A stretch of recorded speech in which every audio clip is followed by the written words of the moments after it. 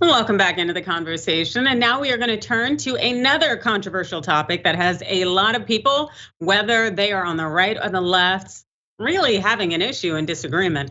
And we're talking about student loan forgiveness. And here to join us to have that conversation is the founder of We the 45 Million, or 45M, depends on how you say it. Thanks for joining us, Melissa Byrne. I am so happy to be here and talking with you about student loan debt. Yes, I am very happy to have you as well.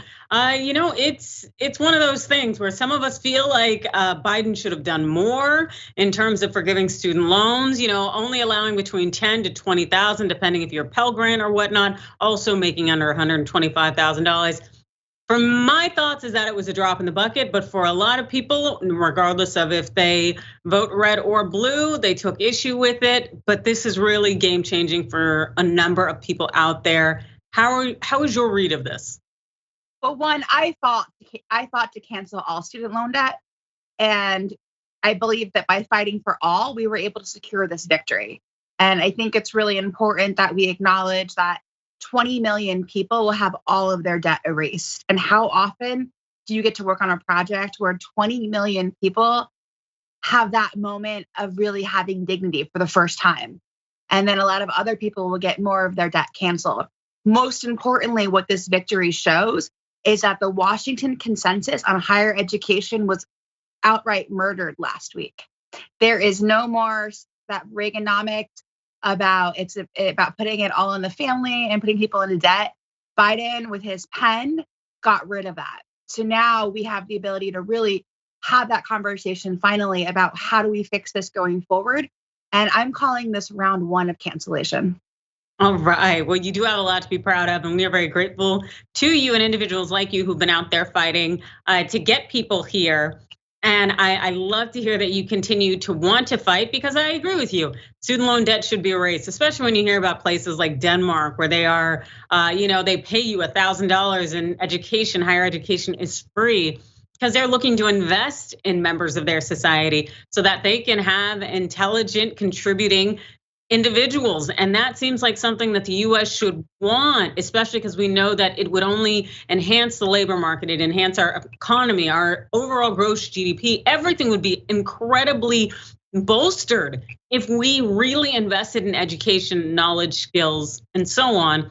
But it really seems that this capitalistic mindset of no, we just want cogs in the wheel and we don't care if you suffer still seems to be dominant. Is that also what you're finding as well? Yeah. So when I was doing this work, I was really shocked to find out that colleges have lobbyists and they have lobby associations. And one of them, the lobby shop for the private colleges, they pay their head $700,000 a year.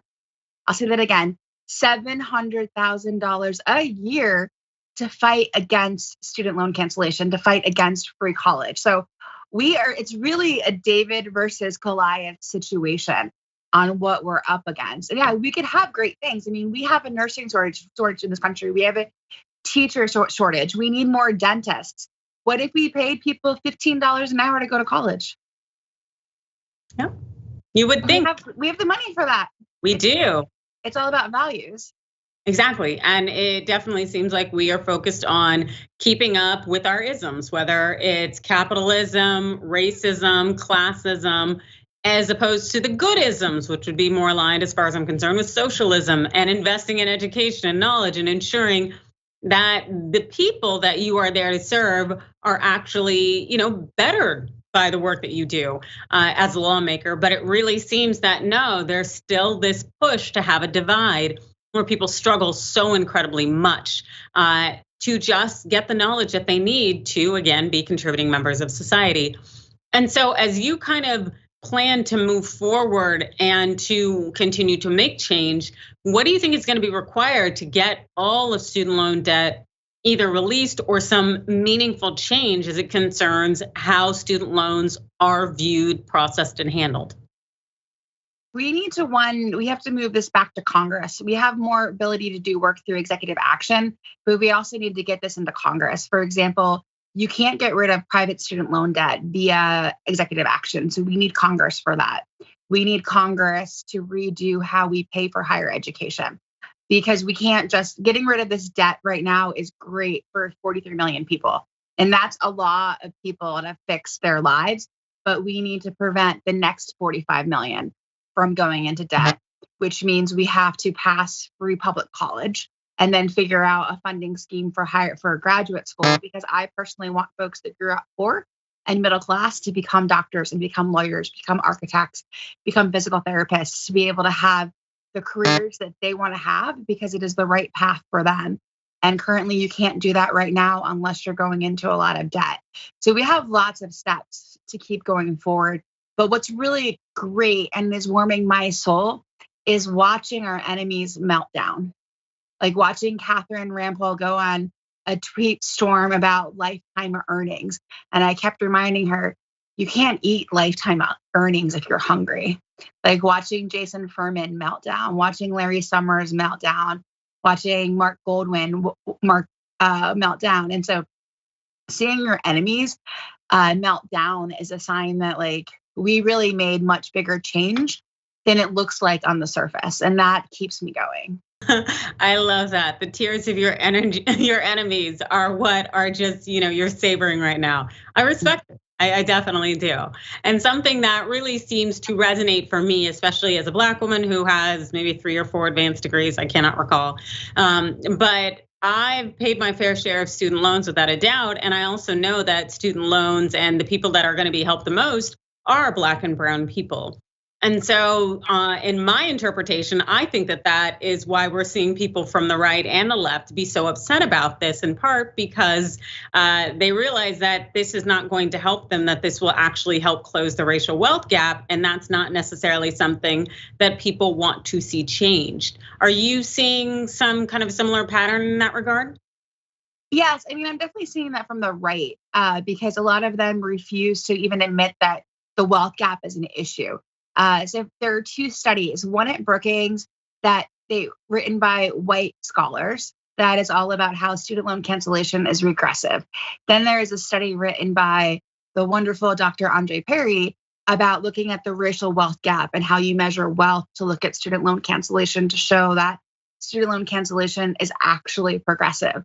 For some reason, the right wingers only quote the study that's written by the white people that is against cancellation. And they get really cranky whenever I'll tweet them or tell them to read, how about this other Brookings guy? Weird. It's like, for some reason, you're looking at Brookings studies and you're not quoting him. I wonder why. And they sit there just like, oh. So that has been something I've gone back to do. And you can just really see it. Literally, like there's different studies by different people, and they pick the one that reflects them and reflects the worldview that they want to see. And yes, I mean, for those of us on the left, like we wanted to get a lot more done, but a journey starts with a step. And I'm just thankful that this is more than a baby step. I think like it's way better than if it just would have been 10K. The 20K, because of Pell Grants, gets to like 60 to 70% more of the people getting double the amount of cancellation. And the means testing, I'm not a fan of means testing. I fought really hard against means testing. And I just think that we're going to be able to, the application is going to open in October. And I'm hopeful that when the data is going to show that that it's going to be some challenges with applying. And I'm hoping that when we have the ability to show that data, that indeed happens, then in December, we can be like, hey, y'all, you need to do some tweaks. But, we're at the table and we're going to be fighting like, this isn't like we do a press conference and celebrate a win and go home. We have the press conference, we celebrate a win, we take a nap because let's be real, this work is exhausting and it's okay. We have to rest and have moments of joy to sustain us to keep fighting. But I mean, I was already on a call today where we are planning our GOOTD, get out of the debt campaign to make sure people are signing up to get out of their debt. So we are on it, and we're going to be just as focused and relentless about this round of cancellation as we were to get this cancellation off the ground.